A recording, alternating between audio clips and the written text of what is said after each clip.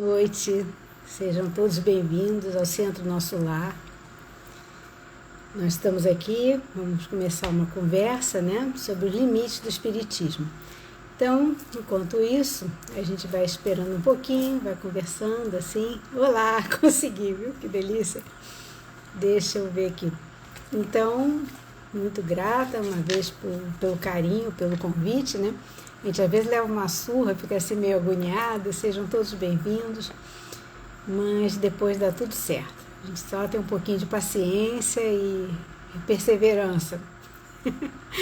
Aí toda vez tem que entrar, tem que me lembrar como é que entra. Vou fazer um passo a passo, muito grata, minha querida. Vou fazer um passo a passo e aí nunca mais vou ter problema. E toda vez já vou botar assim no cantinho e dá certo. Então, gente, sejam todos muito bem-vindos. Nós já temos o quórum, Já podemos começar. E a ideia é a gente fazer uma... Tá tudo certo? Graças a Deus. Muito obrigada. Então, nós vamos fazer uma leitura de um texto desse livrinho aqui que eu gosto imensamente, que chama-se Ceifa de Luz. Já está usadinho, que eu uso muito ele. Assim, já me inspirou várias palestras, já me inspirou várias coisas, Bom dia, boa noite a todos que estão chegando. Meu nome é Cristina Muratori. Sejam todos super bem-vindos aqui no Centro do Nosso Lar Virtual. E hoje nós vamos falar sobre os limites do Espiritismo. Então, antes de falar sobre os limites do Espiritismo, para dar tempo do pessoal chegar... Depois... Ah, tá, obrigada. Você é um amor. Minha anja da guarda. Então, eu vou ler um trechinho desse livro, que é o Ceifa de Luz, para a gente ir entrando num clima de paz, de harmonia, Então, o que eu abri aqui, que é o acaso, fala-se assim: compromisso pessoal. Eu plantei, Apolo regou, mas o crescimento veio de Deus. Quem disse isso foi Paulo, está na primeira carta dele aos Coríntios, capítulo 3, versículo 6. Então, quando a gente pega essas cartas, elas estão cartas que o Paulo e todos os outros apóstolos eles fizeram conversas, foram evangelizar, e depois da evangelização eles foram embora do lugar, depois de passar 1 ano, 2 anos, 3 anos, quantos fossem necessários, eles iam embora e aí começavam a se corresponder, tirando dúvidas e tudo. Então ele falou isso: eu plantei a comunidade dos Coríntios. Eu plantei, Apolo regou, mas o crescimento veio de Deus. Então vamos procurar ouvir com bem calma essa explicação. E ele diz o seguinte: nada de personalismo, dissolvente na lavoura do Espiritismo. Quem disse foi o Emmanuel, tá? Qual ocorre em qualquer campo terrestre, cultivador algum, na gleba da alma, pode jactar-se de tudo fazer nos domínios da sementeira da colheita. Após o esforço de quem planta, há quem siga o vegetal nascente, quem o auxilie, quem o corrija, quem o proteja. Pensando, porém, no impositivo da descentralização do serviço espiritual, muitos companheiros fogem à iniciativa das construções de ordem moral que nos competem. Muitos deles, convidados a compromissos edificantes, nesse ou naquele setor do trabalho, afirmam-se inaptos para a tarefa, como se nunca devêssemos iniciar o aprendizado do aprimoramento íntimo, enquanto que outros asseveram quase sempre com ironia que não nasceram para os líderes. Os que assim procedem costumam relegar para Deus comezinhas obrigações no que tange elevação, progresso, acrisolamento ou melhoria, mas as leis do Criador não isentam a criatura do dever de colaborar na edificação do bem, da verdade e em favor de si mesmo. Vejamos a palavra do apóstolo Paulo. Quando já conhecia os problemas do autoaperfeiçoamento, nos referindo à evangelização, eu plantei, Apolo regou, mas o crescimento veio de Deus. A necessidade do devotamento individual à causa da verdade transparece clara de semelhante conceituação. Sabemos que a essência de toda atividade, uma larva agrícola, procede originalmente da providência divina. De Deus vem a semente, o solo, o clima, a seiva e a orientação para o desenvolvimento da árvore, como também dinamam a Deus a inteligência, a saúde, a coragem e o discernimento do cultivador. Mas somos obrigados a reconhecer que alguém deve plantar. Então, vamos fazer uma pequena prece, né? Em agradecimento pelo dia que está concluindo, por a gente estar aqui hoje conversando, uma prece em agradecimento ao Centro Nosso Lar, a todos os seus trabalhadores, a todos os benfeitores espirituais da casa. Vamos vibrar amor por todos aqueles que estão passando por momentos de provas, tanto fazem provas físicas, espirituais, morais, que qual que sejam, que elas recebam essas provas como sendo algo que as ajude a evoluir, ok? Então, se a gente lembrar de alguém que nesse momento esteja precisando de ajuda, vamos vibrar por essa pessoa, porque essa corrente que está aqui agora de amor, ela vai se perpetuar para cada pessoa que assistir essa conversa. Toda vez que alguém pegar esse vídeo para assistir, vai lembrar e vai vibrar amor por essas pessoas, tá certo? Bom, então, esse texto que eu li, né, do livro de Emmanuel, ele fala que umas pessoas plantaram, outras colheram, mas precisava de Deus. Mas Deus só tem as nossas mãos para amarrar os camelos, né? Assim que faz? Não adianta, Deus me dá tudo. Se eu não mexer minhas mãozinhas, não vai acontecer nada. Então a gente precisa plantar.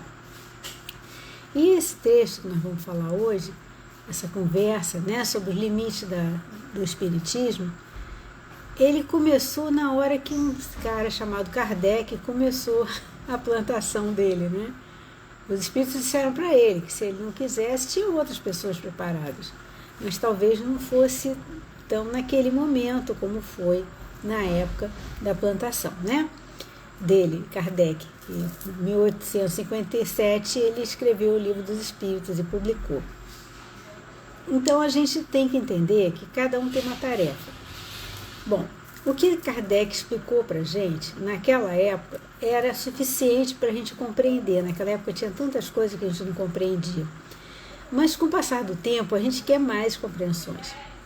A gente, por exemplo, fica tentando entender por que uma pessoa que é espírita, que está lá todo dia no centro, faz sopa, faz roupinha para criança pobre, dá palestra, vai segunda a segunda, não tem sábado, não tem domingo, não tem nada de dia santo para essa pessoa.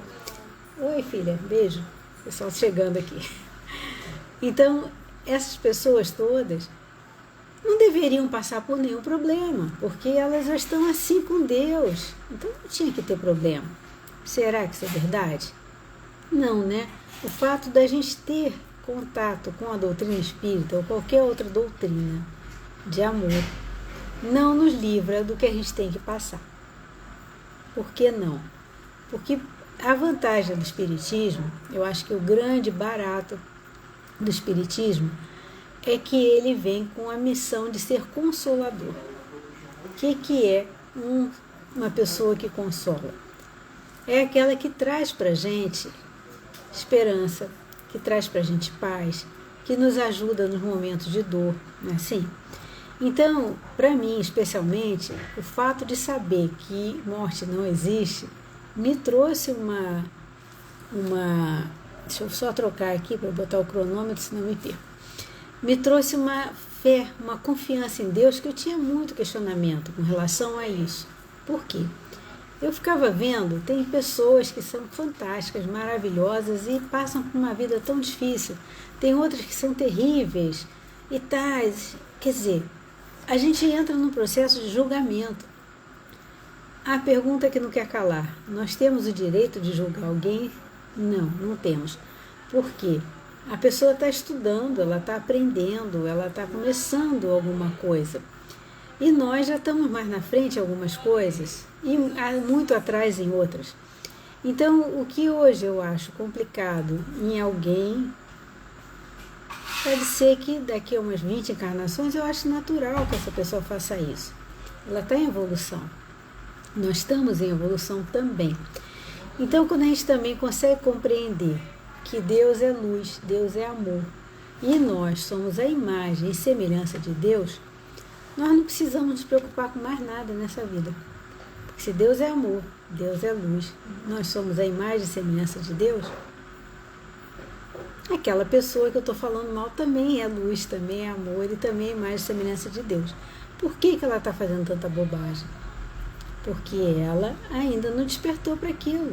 Ela está experimentando caminhos que a gente já passou por eles. A gente já fez muita coisa complicada, né? Ninguém está aqui hoje pregando a doutrina de Jesus se não passou por muita encrenquinha antes.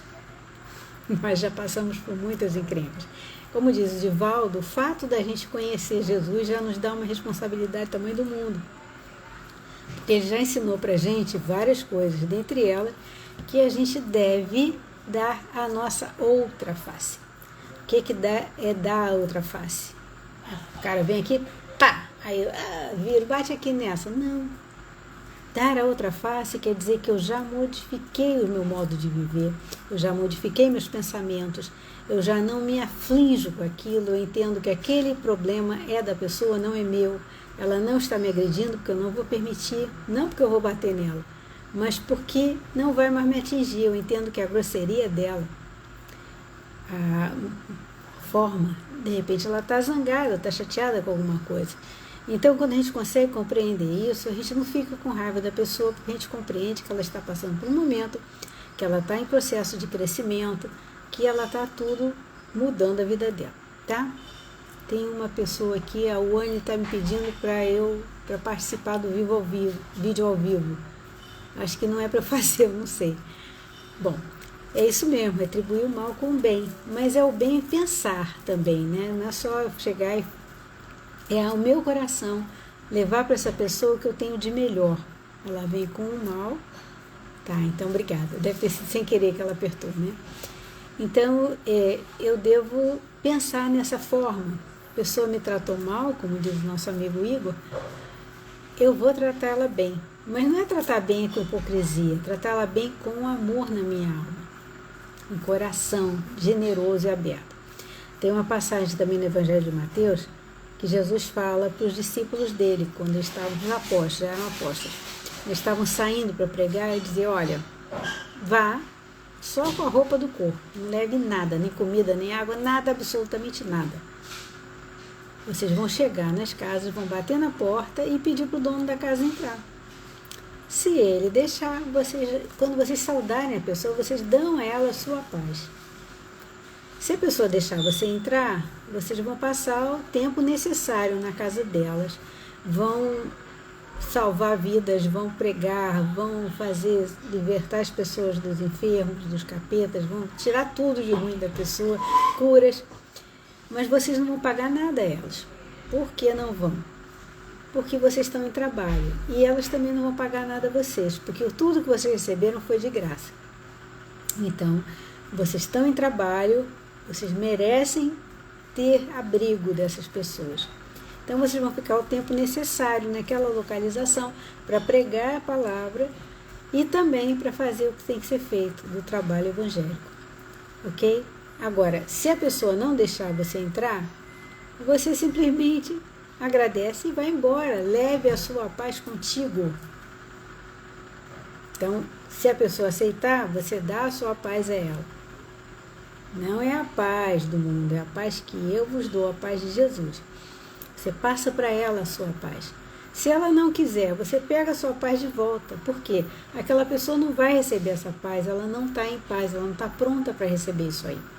Então você vai pegar a sua paz de volta e não vai levar nada dela, nem a poeira dos sapatos. Ou seja, nada de material, que seria representado pela poeira dos sapatos que você pisou ali, nada, nem o sentimento de raiva, de mágoa, de nada. Essa pessoa não está pronta para te receber. Então, leve sua paz contigo. Ou seja, não entra na pilha, não vai brigar com ela. Continue em paz. Então, essa tranquilidade é que a gente precisa adquirir com a leitura de Jesus. Essa daí que é mostrar a nossa outra face. O cara não deixou você entrar, você agradece e vai embora. Dá outra face, né?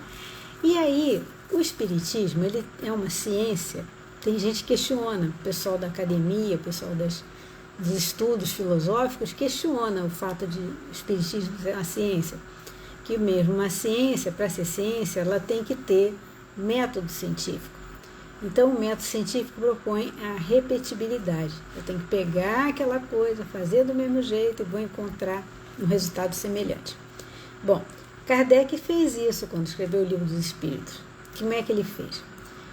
Depois que ele aceitou a missão dele, depois de muita pancada que ele levou, ele resolveu aceitar. Então, como é que ele aceitou?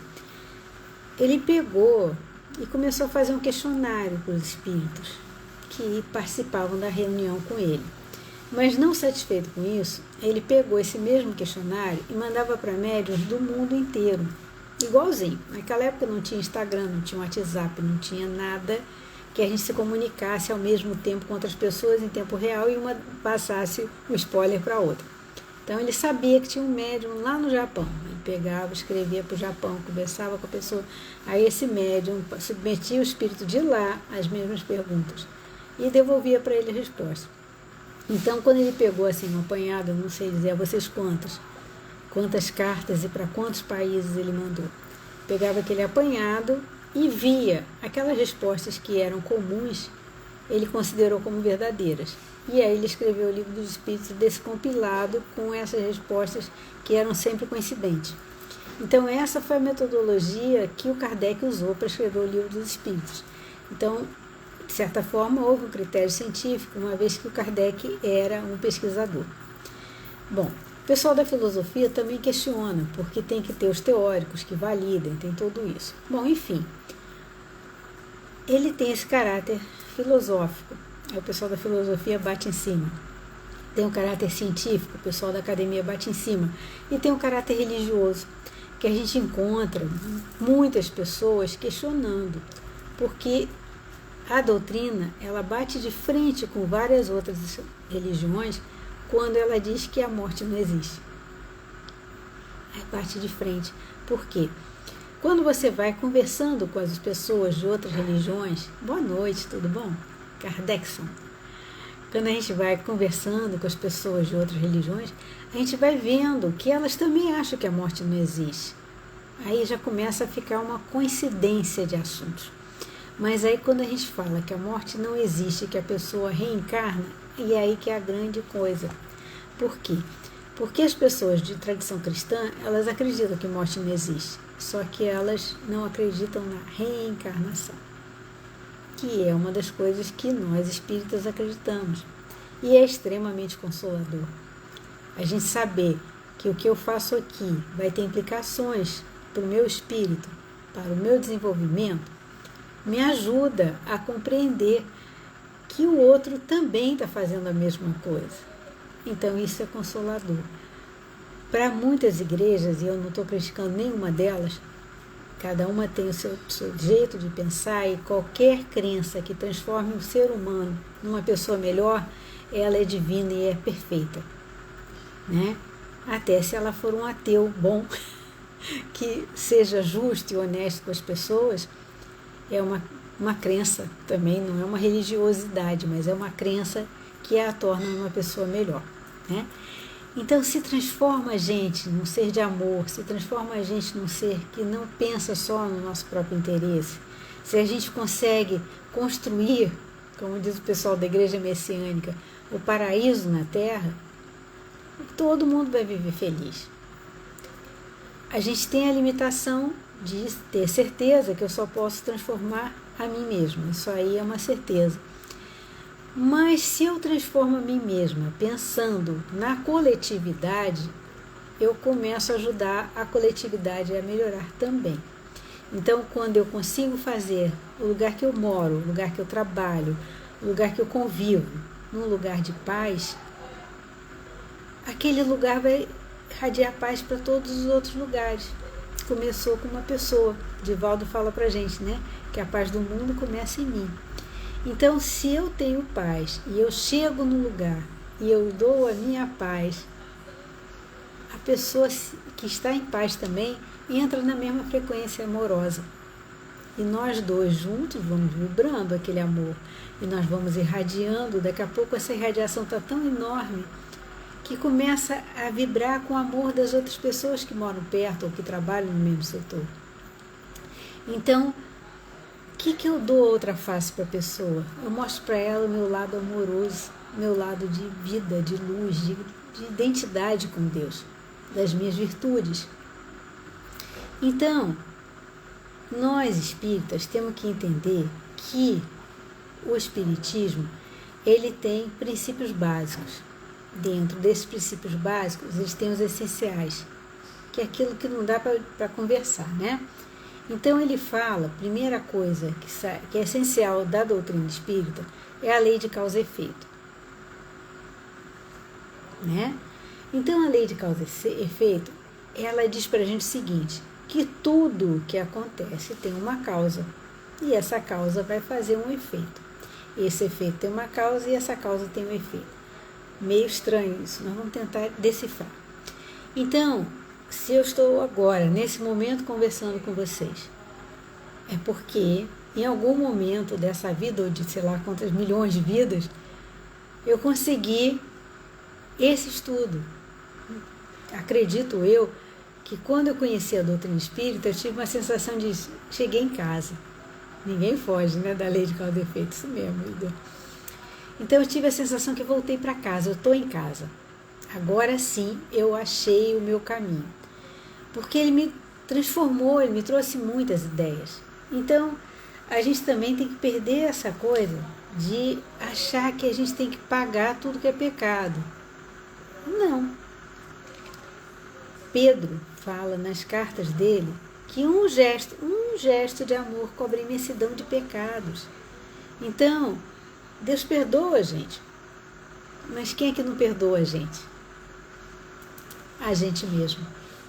Então a gente primeiro tem que se perdoar, a gente tem que se compreender. Não quer dizer que eu não vá corrigir o que eu fiz de errado. Mas, vamos falar uma coisa assim bem simples. Em várias vidas eu fui uma criatura fascinadora. Eu pegava a faca, esfaqueava várias pessoas, arrancava o coração dela e ainda fazia assim, destruía os corações. Aí quando eu fui melhorando um pouquinho, eu comecei a destruir corações no sentido emocional. Deixar as pessoas arrasadas. Vários milhões de vidas depois, eu comecei a entender que aquilo foi um horrível que eu fiz, não foi legal. Aí eu tenho várias opções de corrigir isso. Eu vou passar umas 500 vidas sofrendo do coração e morrendo, ou eu posso ser psicóloga. Vou trabalhar curando corações feridos, assistente social. Eu posso também ser um cirurgião cardíaco, consertando um monte de corações feridos. É uma forma. Deixa eu ver o que o Igor escreveu aqui. Perdão cria anticorpos para o corpo e para a alma. É isso mesmo. O corpo da gente fica livre, limpo. É como se pegasse a lâmpada que está cheia de poeira, a gente polisse, ela brilha melhor, né? Essa limpeza. Então, a gente tem opção. Eu posso pagar, entre aspas, os meus débitos pelo amor ou pela dor. Então, pelo amor, gente, é muito mais legal, porque você faz muito mais amigos. Então, eu desviei um montão de gente, levei todo mundo para o mau caminho, fui terrível em vários milhões de vidas. E nessa vida, depois de muitos séculos, de muita purgação, de muito tudo, eu escolhi fazer pelo amor. O que eu faço pelo amor? Eu vou pregar o Evangelho de Jesus. Olha que coisa linda, né? Eu vou ser um professor, eu vou ser um palestrante, eu vou ser uma pessoa que escreve livros, uma pessoa que faz filmes, novelas, arquivos. Eu estou divulgando coisas boas, e dessa hora que eu estou divulgando coisas boas, eu estou ajudando aquelas pessoas que estão em contato comigo a seguirem um novo caminho. Então, eu também, do jeito que eu ensinei porque não é bom, eu estou ensinando porque é bom. Então, eu estou pagando meu karma com aqueles milhões de vidas que eu deturpei de uma forma legal. Eu estou crescendo junto com elas. Podia ficar revoltada, sofrendo um monte de punições. Então, a gente pode aprender pelo amor ou pela dor. Pela dor é muito mais cruel, muito mais difícil e deixa a gente muito revoltado. Mas pelo amor, não. A gente consegue aprender de verdade. Não tem a tal do cantinho do pensamento que a gente faz com as crianças agora? Eu era criança, você fez uma coisa errada, levava uma palmada e não tinha história, é palmada mesmo e pau. que acontecia? Ficava revoltado, chateado, magoado com o pai, com culpa, sentindo um monte de coisa. Quando o pai explicava pra gente, ou a mãe, olha, meu filho, você não fez uma coisa legal, você acha que foi legal o que você fez? Deixou seu irmão chateado, sua avó, sua tia, seu primo, seu coleguinha. Foi bom o que você fez? Vai lá pro cantinho do pensamento, fica lá 10 minutinhos, depois a gente conversa. A criança no começo chuta tudo, quebra tudo, daqui a pouco ela para, começa a avaliar e vem conversar com os pais, dizer, olha, eu estive pensando, realmente eu não fiz legal, o que eu faço para corrigir? Olha, vamos lá, o que você fez? Você magoou seu colega, vamos lá pedir desculpa para ele? Né? Então, quando a gente faz isso na nossa vida de adulto, acabou o umbral de ficar magoado, brigado com as pessoas. Então, o primeiro princípio, que é esse, de ideia de causa e efeito, é entender isso. Mas a gente pode modificar o efeito, porque a gente vai modificar aquele comportamento que a gente tinha quando fez aquela causa. Não sei vocês, mas eu juro para vocês que eu tenho a sensação que nessa vida que eu estou conversando com vocês, eu já reencarnei umas 50 vezes. Eu pego assim por décadas, né, da minha vida e vejo o que eu pensava, como eu agia, como eu me comportava. Eu não identifico mais, é como se eu visse um personagem que não sou eu mais. Então isso às vezes até causa assim, impacto na vida das pessoas que me conhecem há muito tempo, que eu não vejo há muito tempo. Quando elas encontram comigo, elas querem encontrar com aquela criatura do tempo que elas continuaram vendo numa foto. Então a gente olha para a foto, a pessoa vai estar sempre com aquela carinha, com aquele jeito, né? Quando passa o tempo e a gente olha para aquela foto, diz, como é que eu era assim, como é que eu era assado, não sei o que e tal. Mas as pessoas que não veem a gente há muito tempo, elas guardam a imagem da foto. E a vida da gente é o filme. Então, quando elas encontram com a gente, elas não reconhecem de pronto. Elas estranham e elas querem aquele comportamento que elas se lembram. Mas elas também não estão mais na foto, elas estão no filme. Então, a gente encontra com aquelas pessoas, a gente se reencontra, a gente se reconhece e continua a vida junto, porque nós somos almas que nos amamos, né? Então, essa é a primeira ideia dos princípios essenciais. O outro princípio essencial que diz é a existência de um princípio inteligente e de um princípio não inteligente. Então, o princípio vital, aquilo que anima os seres, as células do nosso corpo, elas têm um princípio vital, que elas fazem aquela tarefinha todo dia, né? Ela é uma célula do fígado, ela vai produzir bile, ela vai fazer um bocado de coisa. Ela é uma célula dos olhos, ela vai ser codificada para interpretar o que chega nos meus olhos. Então, elas são vivas, mas elas não pensam, elas obedecem o que tem que ser feito. As células que animam os seres bem primitivos, tipo as bactérias, os protozoários, são seres no comecinho da criação. Eles também não estão ali pensando em nada, estão cumprindo os ciclos dele. Então, são os princípios não inteligentes. Mas tem um princípio inteligente, que é aquele que anima o nosso ser. Então, para chegar a esse ser que eu sou hoje, eu já fui um ser que tinha um princípio não inteligente. Então, eu fui criada simples e ignorante. Esse princípio vital que foi criado, ele vai se desenvolvendo, vai estudando, vai passando por uma série, por uma outra. Diz o Kardec que começa no mineral, estagnado, parado ali. Aí depois vai dissolvendo aquilo ali, vai chegando e bate no vegetal. Na época dele só tinha os 3 reinos, né? O vegetal, o animal e o mineral, vegetal e animal. Hoje esse conceito já mudou um pouquinho, mas a ideia é legal. Então, o princípio vital, ele estaria grudadinho naquela pedra. E a gente consegue perceber isso. O pessoal que trabalha com cristais, que trabalha com pedras, coloca a mão naquela pedra e você começa a sentir uma diferença. Tem gente que faz tratamentos com pedras, coloca no chakra, uma pedra que vibra na cor azul, na cor verde, então vai colocando. Então, o princípio não inteligente está lá, mas é um princípio ativo. Gente, eu não tenho que tirar esse som do telefone, fica fazendo esse barulhinho. Já me ensinaram a fazer, mas hoje esqueci de fazer antes de entrar e fica atrapalhado. Então, vocês desculpem, tá? Então, o princípio inteligente é aquele que anima o nosso ser. Ele já começa nos animais que são vertebrados, eles têm uma inteligência. eles já começam a ter livre-arbítrio, já escolhem. Os animais, eles têm um sentimento. Tem gente que diz que não, mas tem. Eles reconhecem o que é bom, o que é ruim, eles conseguem perceber uma pessoa que é boa e uma pessoa que não é tão boa assim. Eles chegam, eles cumprimentam, eles rosnam para que eles não acham que vale a pena, porque eles percebem a energia e eles têm um comportamento de atenção, de cuidado. Isso aí já é um pequeno desenvolvimento da inteligência. E aí, mais tarde, quando a gente continua a nossa jornada de ser espiritual, esse princípio inteligente ele vai ficando cada vez mais brilhante até o dia que a gente chegar na categoria de anjo. A gente não precisa mais nem se preocupar de estudar, as coisas estão todas dentro da gente. Diz que a gente, para conseguir evoluir, a gente tem que passar por todos os princípios, todos os conhecimentos, a gente tem que adquirir todas as virtudes e todos os poderes de Deus. Aí a gente vai chegar lá em cima, o poder de transformar, não transformar a pedra em outra coisa, mas transformar essas pedras que estão aqui, ó, aqui, em luz. Então, a gente vai fazendo tudo isso. E ainda tem o princípio essencial, né, que está ligado ao princípio, todos eles, tanto o inteligente como o não inteligente, que é o sentimento de evolução. Então, a gente tem a sensação de evolução. Então, para evoluir, a gente encarna em vários tipos de planeta. Em princípio, o nosso ser primitivinho encarna num planeta primitivo.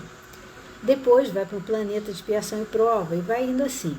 Mas, às vezes, por uma questão de voluntariado ou uma questão de eu precisar entender alguma coisa ainda, eu vou para um outro planeta. Nós somos seres em evolução e fadados a evoluir. Exatamente, Igor. A gente pode passar milhões e milhões de séculos para evoluir uma coisinha. Mas a gente pode ir mais rápido, vai depender da nossa vontade de mudar. Porque, gente, mudar sempre é muito complicado. Vou dar um exemplo básico, bem simples, que a gente consegue entender porque mudar é complicado. Alguém aqui já mudou de casa? Se não mudou de casa, já mudou de escola, já mudou de tudo? No começo é complicado, é confortável morar na mesma rua desde que nasceu, a gente conhece os vizinhos todos, a gente sabe tudo. Mas de repente muda de casa, a gente tem que adaptar nossos móveis àquela casa nova, a gente tem que ver, de repente é uma casa muito menor do que a que eu morava, eu tenho que me desfazer de um montão de coisas. A Luciana já mudou, né? Tem que desfazer de um bocado de coisas. Às vezes eu morava numa casa de 5 quartos, 3, não sei o quê, garagem para 10 carros. E vou mudar para um apartamento que é um kitnet. Já viu a quantidade de entulho que eu vou ter que me libertar? E assim é a nossa evolução. Está confortável, está gostosinho aqui. Mas para evoluir eu vou ter que me libertar de um montão de entulho para ser cada vez mais simples. Vocês lembram do Chico? O quarto do Chico? Ele tinha uma cama, um armário de 2 portas pequenininho e ele tinha um sapato, alguns bonés e algumas poucas roupas. Um livro, papel para anotar, uma cadeira. O quarto dele só tinha isso. Nada mais do que isso. Quando alguém dava um presente para ele, ele recebia com todo o amor do coração dele. Mas se ele não fosse usar, ele já passava adiante para outra pessoa. Porque ele não precisava de mais nada, ele já tinha o que ele precisava. Se a gente for prestar atenção, a gente não precisa de tanta coisa. Quem precisa de tanta coisa é o nosso sentimento da ganância, né? Da gula. A gente fica pensando que ser guloso é só vontade de comer indefinidamente. Não. A gula vai além disso. A gula vai além da vontade de comer. A gula vai vontade de ter coisas que eu não preciso ter. Não só as minhas, mas a do outro. Aí vai esbarrar numa outra coisa que a gente também precisa se libertar, chamada inveja.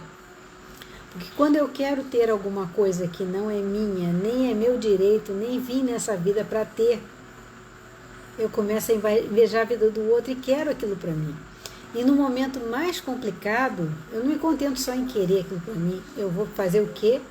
Eu vou querer roubar e me dar raiva da pessoa ter aquilo, eu não ter, fico com raiva, mas torturar a vida dela. Deixa eu ver o que a Rosane escreveu aqui. O espírito dorme na pedra, respira na planta, é isso aí. E move-se no animal. Sente e desperta no homem. Exatamente isso. Está lá, né?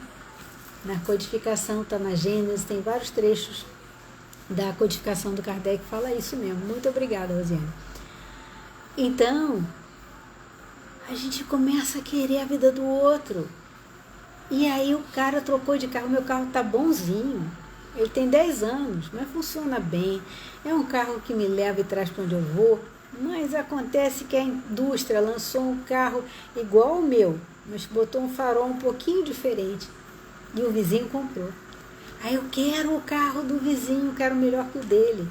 Então com isso a gente não evolui, porque a gente está focando a nossa evolução na matéria. Então, o desentralhamento, não sei nem se existe a palavra, tá, gente? A gente desentralha de coisas e desentralha de sentimentos, de pensamentos que não nos levam a lugar nenhum. Isso é importante, tá? Então, quando a gente começa a se libertar disso, é só lembrar da mudança de casa. E a gente vai mudando aqui e aqui. No coração, sentimentos e nos pensamentos. O negócio é mandar esse aqui obedecer esse aqui e esse aqui obedecer esse aqui. Desapego material, exatamente. E tem também o desapego espiritual, o desapego emocional. A gente apega tanto às pessoas que quando a gente desencarna, a gente não deixa as pessoas em paz. E acontece o contrário também. A gente apega tanto àquele ente querido que a gente não deixa o coitado desencarnar. Quando desencarna é só no dia assim, tá lá na UTI, não tem mais nada ligando ele, tá só com um fiapinho. E a pessoa tá lá segurando. Aí acontece o quê? De repente, do nada, ela sente um sono horroroso e dorme. Dormiu, os benfeitores vão lá, soltam os lacinhos. E a pessoa consegue ir embora. Mas ainda assim, esta pessoa fica na Terra, não deixa o outro em paz, fica o tempo todo chamando, chorando. Então a gente tem que começar a desapegar. Não quer dizer deixar de gostar. A gente ama incondicionalmente e o amor une a gente para todo sempre. A gente se encontra, as almas que se amam, na hora que elas se encontram, elas se reconhecem. Então o amor nos une, independente de tempo, distância, encarnação, nada. A gente está ligado, mas a gente tem que entender que o outro precisa evoluir. A gente precisa entender que a gente precisa evoluir e libertar. Então é o desapego material, o desapego espiritual, o desapego moral, né? A gente tem uma mania também de ficar, eu sou uma pessoa assim, eu sou assado, porque a minha vida... Gente, eu era assim, não sou mais. A partir de hoje eu resolvi que eu vou mudar. É que nem a Rita Lee diz, né? Um belo dia eu resolvi mudar. Mudar, é isso. Então, no dia que a gente resolve mudar, a gente muda, mas é difícil, gente. Porque do jeito que eu sou, eu sei como é que eu vou agir. Mudando, eu não sei mais. A gente fica meio perdido, né? Materialismo mata mesmo. Então a gente tem que tentar sair daquilo ali. Como? É a tal da história. Conheça-te e a verdade vai te libertar. O apego do bezerro de ouro é... O bezerro de ouro é terrível. E a gente se apega mesmo a ele. Porque é confortável, quentinho, gostosinho, uma cama boa, confortávelzinha, né? Ar-condicionado, essas coisas todas são boas. É desse jeito. Então, a libertação. E o Espiritismo, ele traz para a gente essa mensagem de que a lei de causa e efeito existe, de que existem princípios inteligentes e que existe o tempo todo o processo de evolução, né? Então, esses são os princípios básicos, né, importantíssimos. E outros princípios ainda vêm, né, que a ideia de Deus é uma ideia que vem do Espírito. A gente precisa de Deus, porque Ele é o nosso Criador. Então, tem coisas que a gente, enquanto era mais primitivo, a gente associava que eram deuses. Depois a gente entendeu que são as forças da natureza. Aí depois a gente entende que quem faz essas forças da natureza, quem criou tudo foi Deus. Mesmo que a gente não entenda, mesmo que a gente descubra todas as coisas, a gente ainda vai ter Deus, que é o nosso Pai Criador, né? Aí também tem um outro princípio dentro do Espiritismo que fala que a interação entre o Espírito e a energia, que é, a gente está no estágio material. Por que material? A luz faz o quê? Ela condensa, vai condensando, vai diminuindo a frequência até que ela fica condensada e vira matéria. Eu li em algum lugar, não lembro mais onde foi, que Jesus, para encarnar no planeta Terra, ele já era um espírito dos mais e mais elevados padrões que poderiam se ter. Para ele poder encarnar na Terra, ele teve que passar muitos anos espirituais, não, anos terrestres, tá? Porque quem vive no mundo espiritual não tem esse negócio de ano, tempo, nada, isso não existe. Existe para nós. Mas em tempos terrestres foram séculos para ele conseguir concentrar aquela matéria dele, aquela energia, aquela luz toda num corpinho físico. É assim, não sei se vocês viram um filme de animação chamado Aladdin, né? Que é um gênio enorme, grandão, dentro de uma lâmpadazinha. Só que Jesus não era um gênio, muito menos uma lâmpadazinha. É só para a gente conseguir entender. Você tem que encolher aquilo tudo, encolhe para caber no corpinho humano. Então, essa expansão do espírito, essa expansão, né? E outra coisa também importante é a gente não achar que nós somos as pessoas mais especiais do mundo. Eu vejo muito espírita olhar para o outro assim com uma certa caridade. Ah, coitado, ele ainda está nessa.